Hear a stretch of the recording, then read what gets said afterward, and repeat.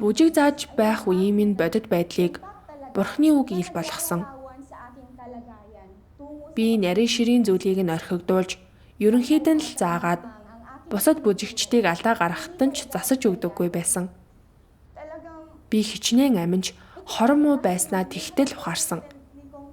Миний хийж байсан зүйл бол ах эгч нараа мэхэлсэн хэрэг байлаа. Энэ бүхэн сатаанлаг гүн ухаанаар амьдарч байснаас минь болсон. Бүгдийн бишрэл магтаалыг хүртэж, бусдад гүйцэгдэхгүй байхын тулд мэддэг бүхнээ зааж болохгүй, ямар нэг зүйлийг хилэлгүй үлдээх хэрэгтэй гэж би бодсон. Тэр том цуглааны бүжгийн үеэр би олонний анхаарлын төвд байж ах эгч нарт анзаарагдсан.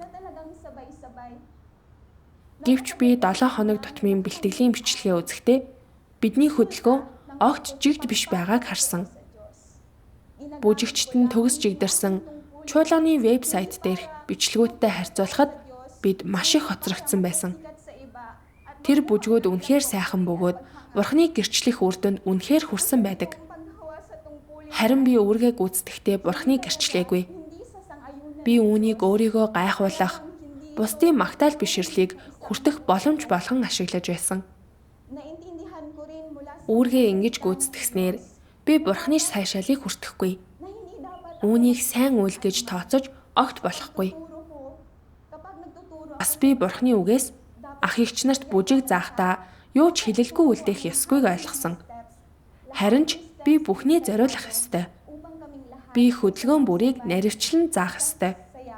Тэгж байж л бид сайхан бүжиглэж, өөртөө сайн үр дүнд хүрч чадна.